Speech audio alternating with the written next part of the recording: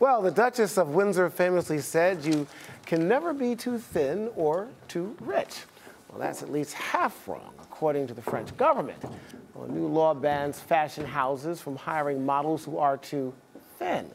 Well, France joins Italy, Spain, and Israel in protecting young women from struggling to fit a fashion ideal that is downright unhealthy. And it's not just to protect the fashion models. It's also aimed to deter young girls from starving themselves to imitate what they see on the runway and in magazines. Well, OG Okpei is not only our Arise News fashion expert, she's also an experienced model, I would have to say a supermodel.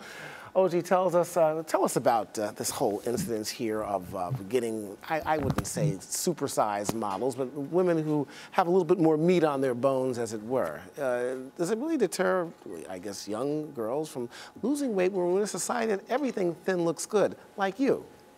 Well, I think one of the biggest things people have to understand is all art. I mean, models are to stay skinny and to emulate the mannequins that we see in all the showrooms for the fashion houses. So I don't know. It's a debate that has been going on for years among press people and the community. So well give us your own personal experience. I mean, you are thin. You're by no means a plus-size model, and you look good. You don't look emaciated or anything like that. Right. Was there any pressure on you to maintain a certain weight, not go over a certain weight? Absolutely. When I started modeling, I was told not to eat carbs. I was told to exercise every day. I was told just to have yogurt and just fruits every day just to stay skinny.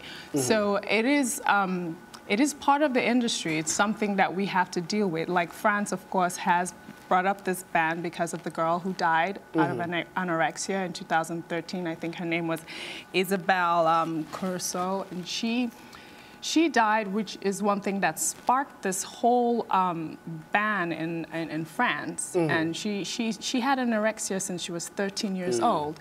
And she came out with a campaign called No Anorexia to try to promote the disgusting, I don't know how to pronounce this word, for anorexia on models. So she's trying to promote this image so that young girls will not look like her. Well, obviously, sure. And I mean, look, we can't, underscore this. It's a serious problem. It is. I guess the question is now that there are countries that are making positive moves toward this. I mean, how can this be enforced?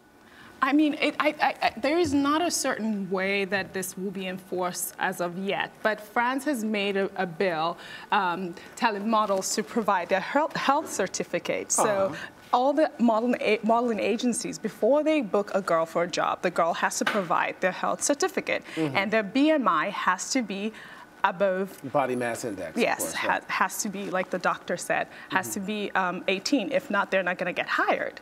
And so this is the way France wants to enforce it in their country. But I don't see that happening in America because we're a free country. I mean, I think in 2007, CDFA passed a health initiative which was spearheaded by Anna Wintour, US Vogue designer.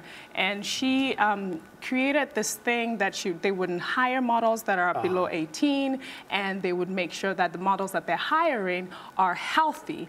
And this has been going on, and I mean, it makes no difference. Models are to be skinny. That's what it is. Well, in closing here, do some designers actually celebrate realistic bodies as opposed to? Yes, some commercial models, some commercial clients like Victoria's Secret or Sports Illustrated have actually made careers of curvy models. I mean, Sports Illustrated made Tyra Banks, and Victoria's Secret made Tyra Banks, and she's one of the icon, and like a model like Kate Upton, who's new now. She's really curvy and she's beautiful. To say the least. She's done like campaigns with Guess and Bobbi Brown, and she's curvy. So there are some designers that celebrate curvy models, and I think that's the one thing that would help to break this barrier. If we can have more designers put curvier models to show the diversity, it would help a lot. Well, I'll tell you what, this is an important topic here. I'm glad you're all over this reporting for us. I want you to keep us updated on how things are changing for the better. Right, I will. OG Okpei, thank you so much for joining us. Thank you, Julian. Okay, always a pleasure. When we return, the big month in basketball as March Madness comes to a close. You're watching Arise Review.